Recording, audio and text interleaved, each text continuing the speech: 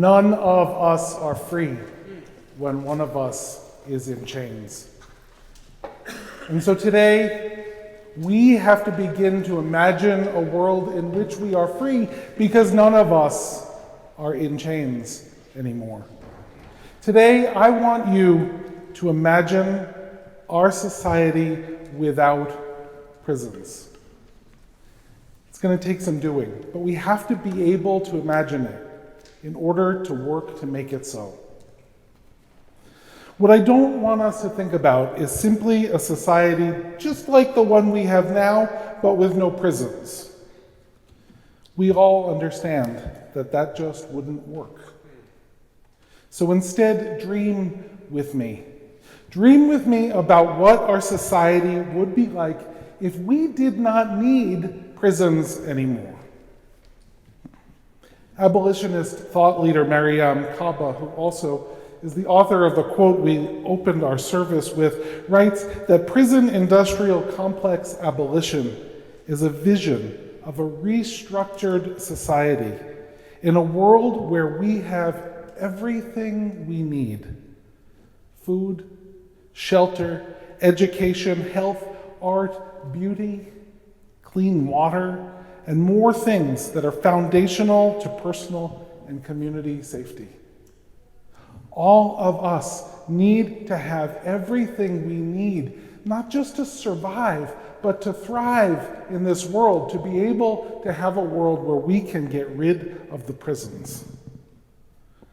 And so today I want you to imagine a world in which no person is disposable, in which no person can be given up on, in which every person, as a matter of their inherent dignity and worthiness, has everything they need to thrive, including the beauty. Thank you. The beauty is a necessary element of all of us thriving. Today, I want you to imagine a world transformed by people who insist on centering love in our every action. So there are a few things to make prison abolition work that we're going to have to do, and each one of those things takes a lot of imagination. And so we're going to go there today. There are three main things that we need to do, and none of them are simple. We have to envision them, we have to imagine them, we have to make them so. First, we need to understand and commit ourselves to understanding as a society the root causes of crime and transform our society to eliminate them, right? You all know why crime happens. Study after study after study shows that most people commit the things that we consider crimes out of economic despair, right? Out of economic necessity. So what does a society look like where no one feels that despair anymore? Imagine it with me. What does a society look like where no one has to worry where their next rent payment is going to come from? What happens if they get hurt and have to go to the doctor? What happens if they do not have enough money left to feed their children anymore?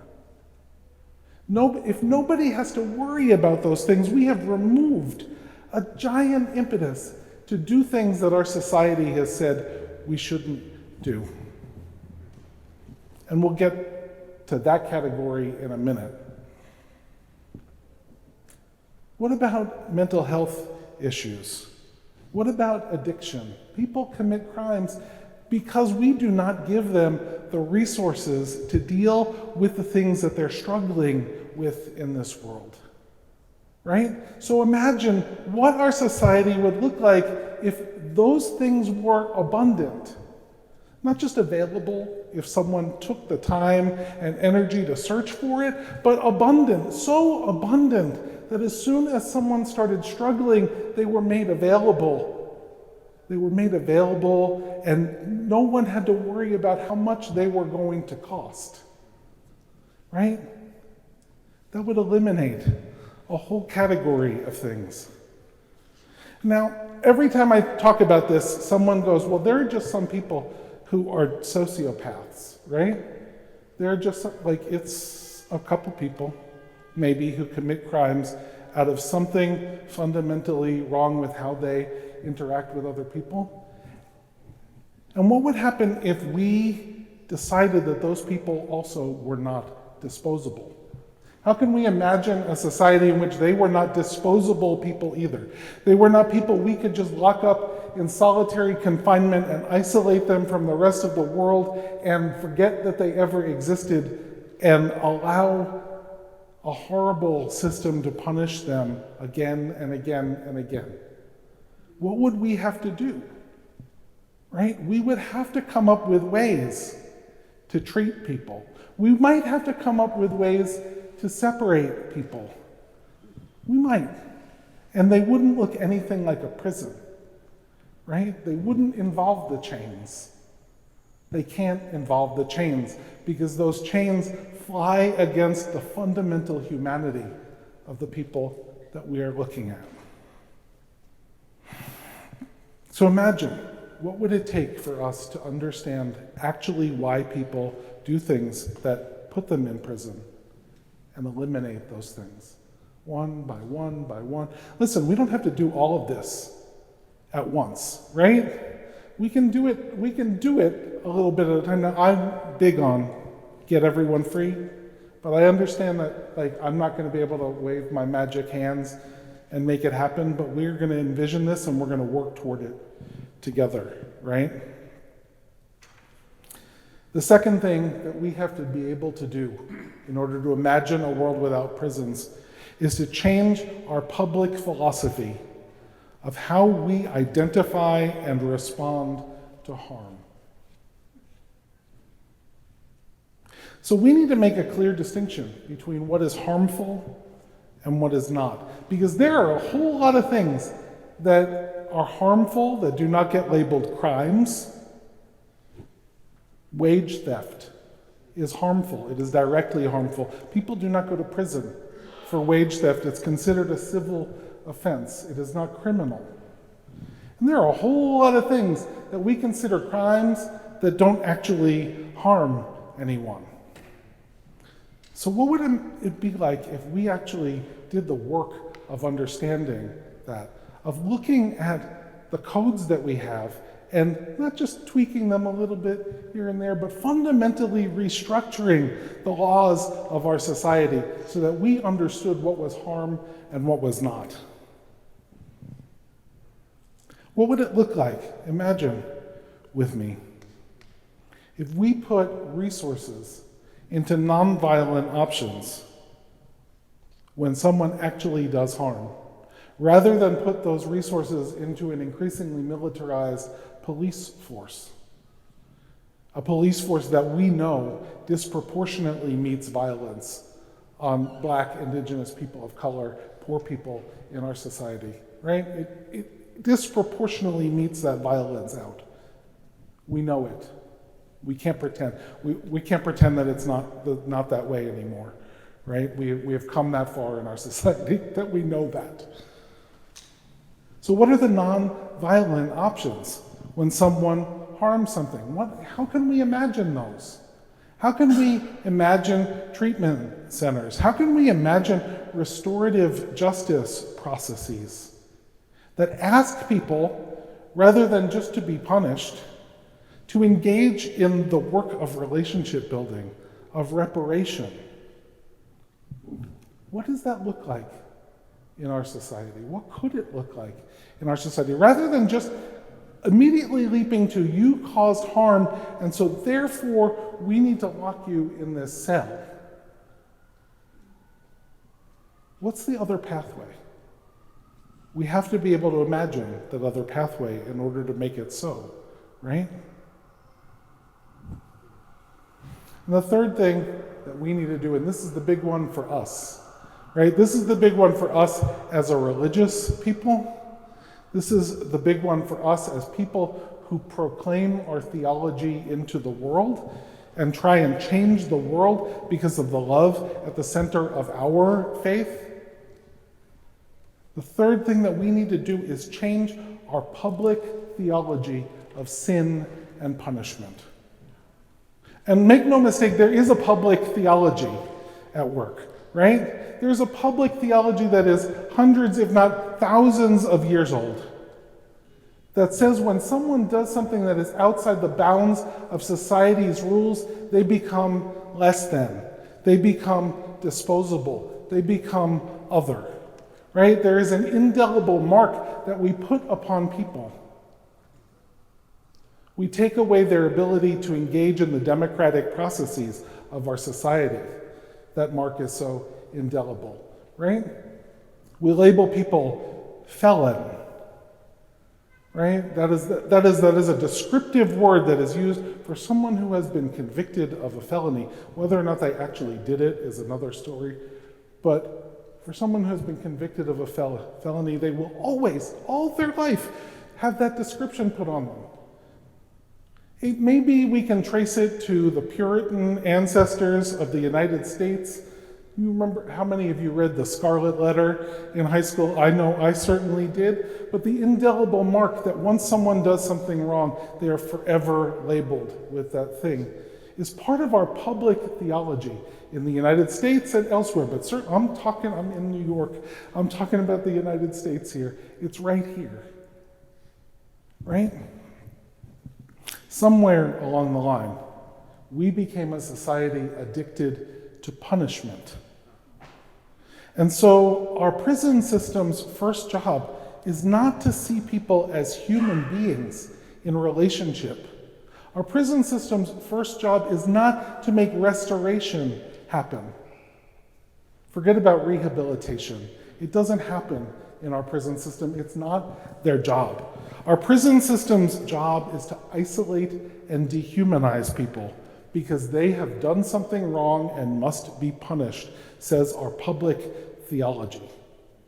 And we know that this doesn't work. We know it doesn't work. It doesn't make better people. It doesn't make people willing to make amends for what they've done. It doesn't make people who want to be productive members of society, or even can be if they've been in prison long enough. It harms people. It breaks people. And so we have to change our theology. There's a theology behind that, friends. And we have to change the theology behind that. No one is disposable. All of us have inherent dignity and worthiness. So we proclaim as Unitarian Universalists, and so we must proclaim into the world. We have labeled people disposable in our public documents as well. How many of you are under the impression that slavery has been abolished in the United States? Okay, you all know where I'm going because your hands are not up. All right? When we abolished slavery in the United States in the 19th century, we put an out clause in the United States Constitution which allows enslavement of human beings as punishment for a crime. All right? We abolished enslavement, quote, except as punishment for a crime. So when someone commits a crime, when someone does something that we have labeled enough to make them other, we enslave them as a society, and we profit off of that enslavement. I don't know how many of you remember when New York State was selling hand sanitizer or giving it away, and they were selling the hand sanitizer back in the early days of the COVID pandemic. New York State was selling buckets of hand sanitizer. And that hand sanitizer was made in prisons. In prisons, mostly in upstate New York, where people did not have the choice of whether they wanted to work or not, and where they were paid pennies a day, not an hour, a day for their labor. And New York State was making money selling hand sanitizer that they did not pay for the labor that went into. We profit from the othering, from the dehumanization of people. And there's a theology behind that, right? There's a theology that says that these folks have become so disposable that we are willing to balance our state budget on their labor. It's grotesque. And we have to imagine how that might change. I'm going to say the good people of the state of California tried to imagine it this past year. They tried and they failed in their imagination.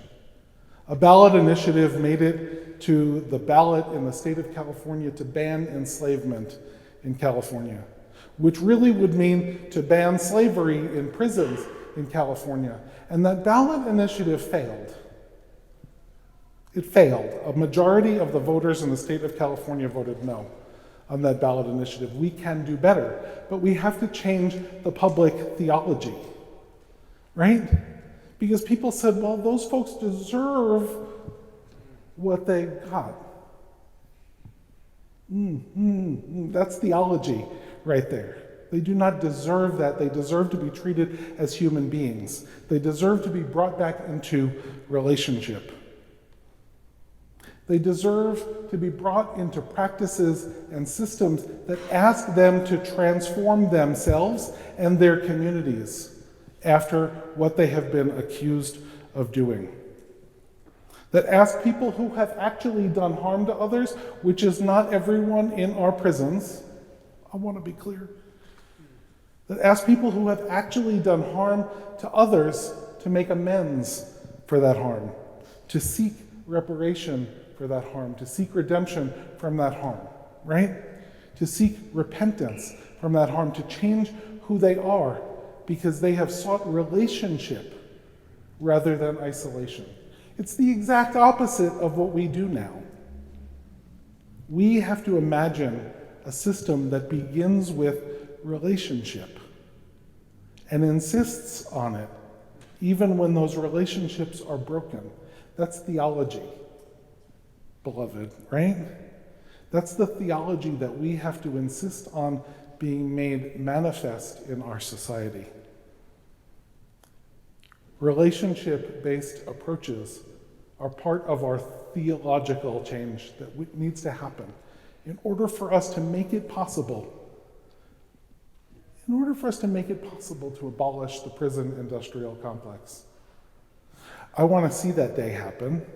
I'm not real, sure that it would in my lifetime, but if I can't imagine what it will look like, it certainly will never. So I need you to imagine this world with me.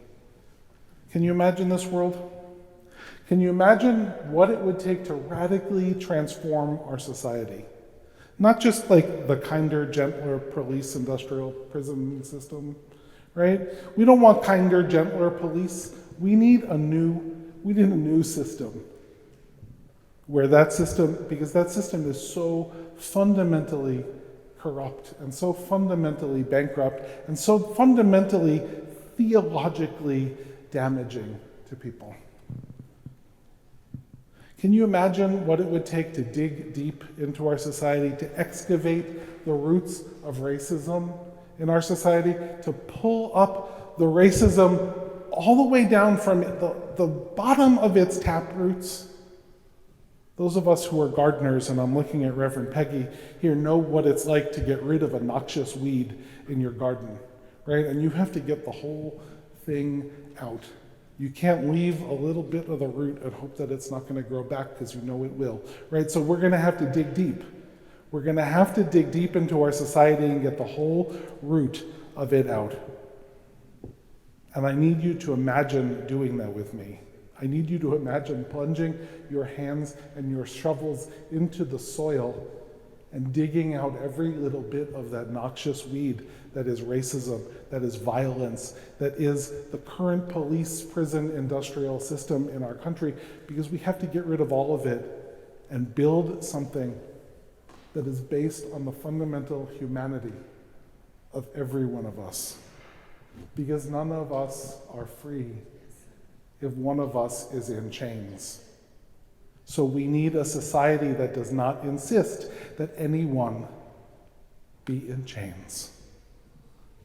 And if we can imagine this, we can begin to create it.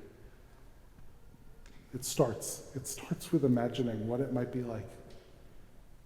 It starts with proclaiming that into the streets. Open the doors. Shout to New York City. Rikers Island is still not closed in New York City, right? This is my city too. I grew up in this city. I belong to this city. I wear this stole because this is where my bones were knit together here in this city, and I know what's deep in this city, right? I know, and I know that it's possible to change it because there have been glimmers. There are glimmers,